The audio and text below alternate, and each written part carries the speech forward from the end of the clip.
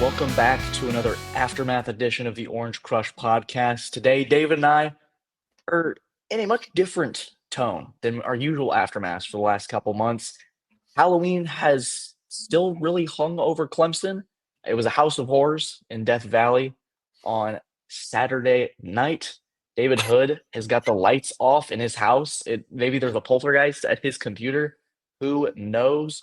But man, David, I'm going to let you take the first jab, if you will. But the tone and the just demeanor. I mean, watching Cade Klubnik walk to the post-game interviews was the equivalent of watching a sad puppy beg for food. It was really just I felt sad for them. It was a really disappointing atmosphere. Sweeney talked about it, saying that they flat out got outcoached tonight. And I think that tone certainly carries through the Clemson community. David, I'll let you get your first thoughts in. But man, I have in all capital letters on my notes, what a mess.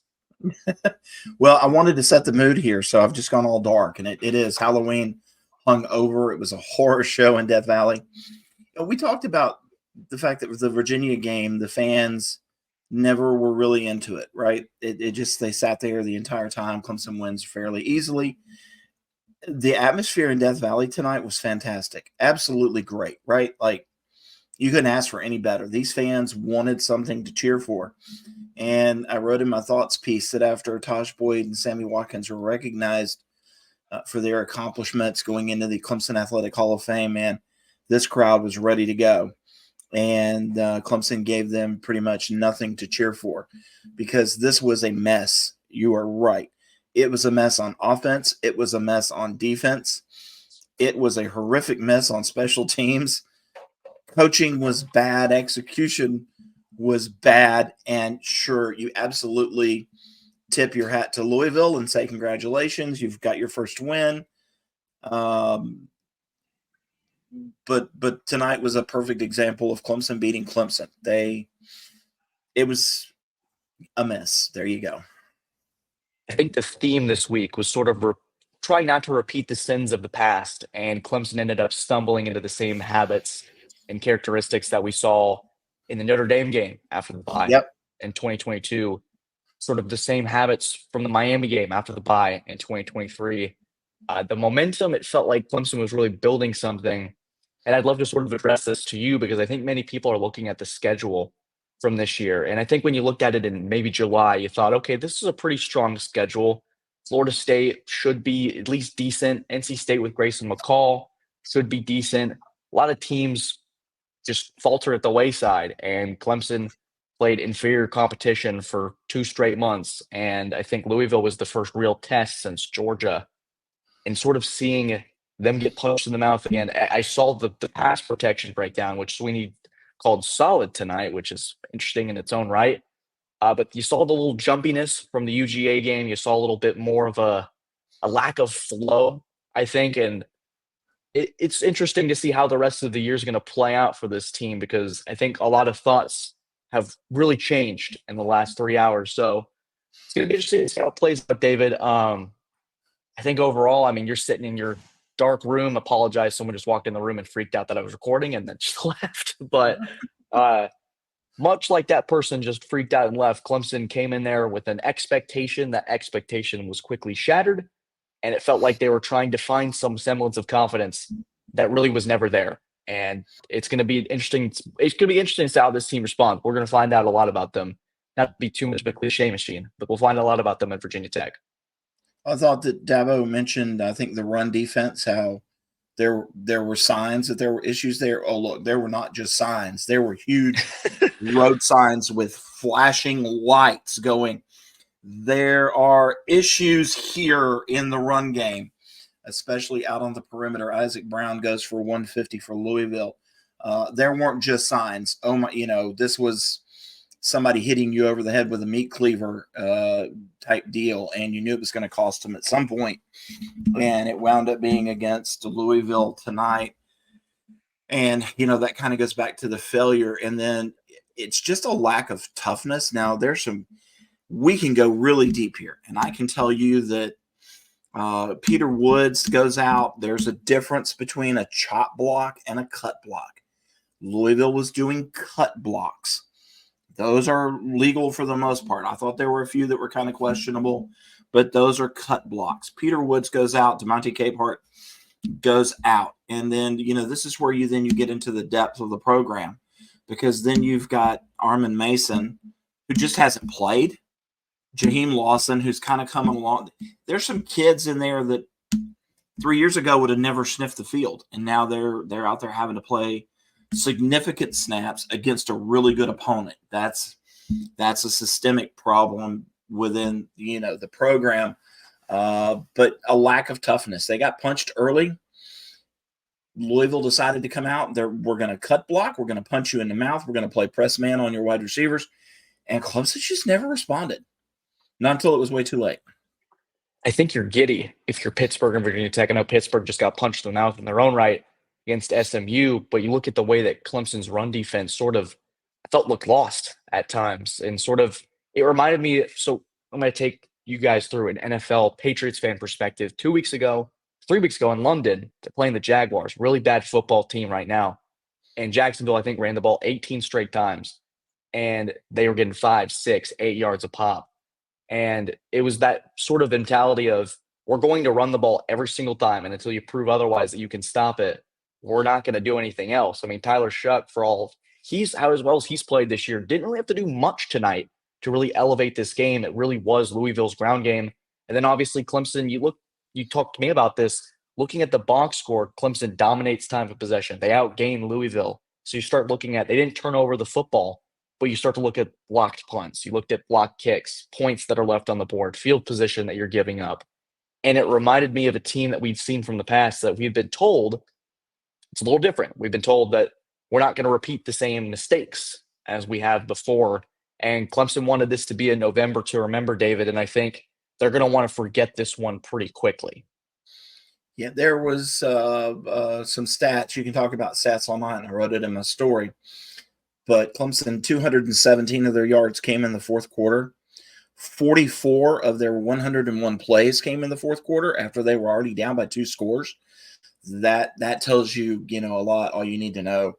Clemson, heading into last year, was 59-0 under Dabo Swinney when rushing for 200 and passing for 200.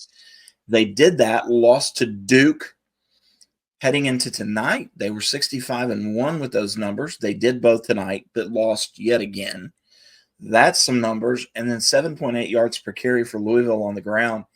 They had a whole bunch of run plays. I think it was 8 that were 10 or more yards, 2 that were 45 yards or more. That is not winning football. That is, in fact, that is losing football.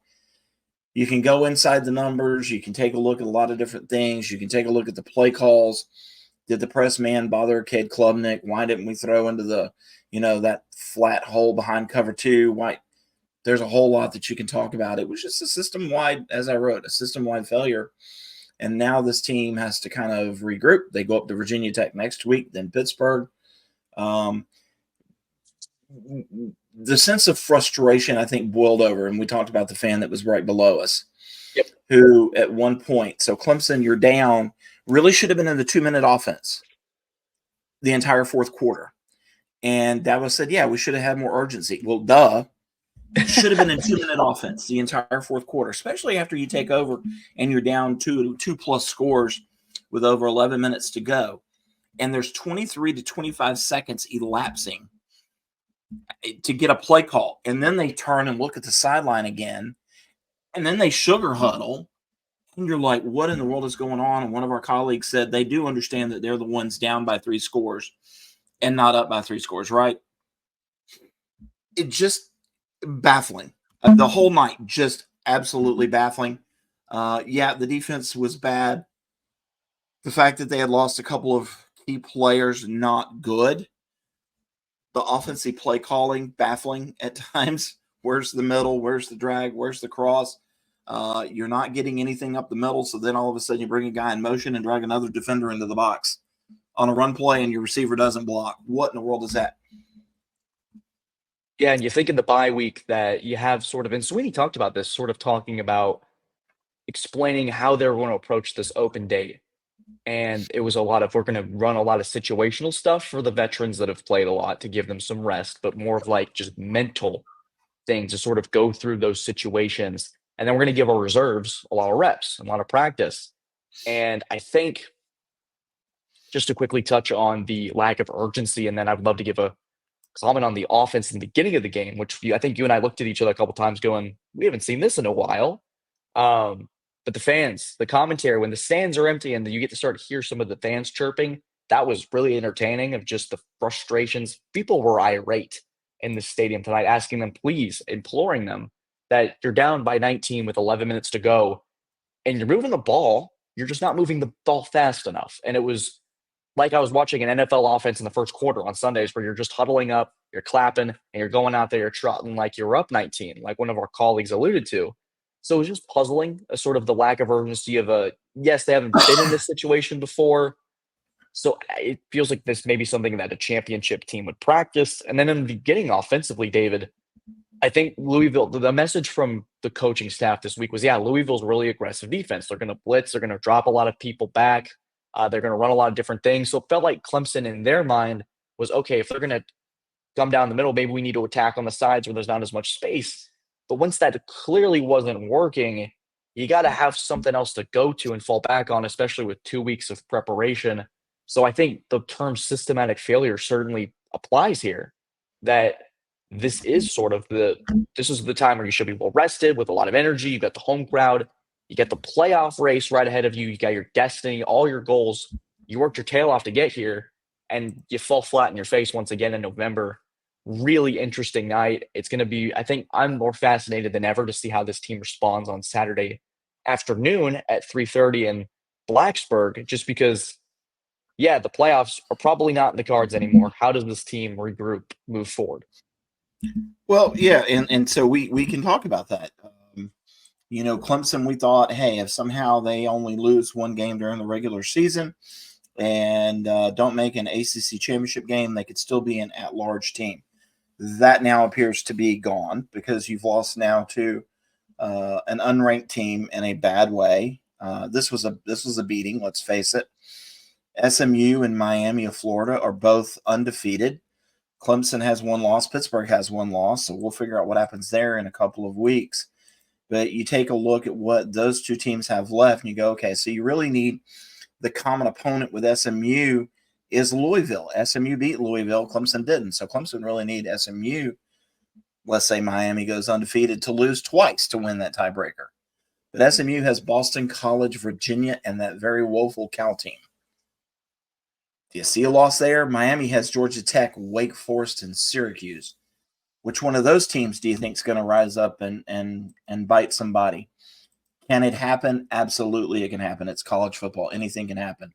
But it's just not likely at this point. And, if you talk about heading into November with college football playoff aspirations, ACC title aspirations, and then you end the year with a couple of losses and another Gator Bowl appearance, is that a success?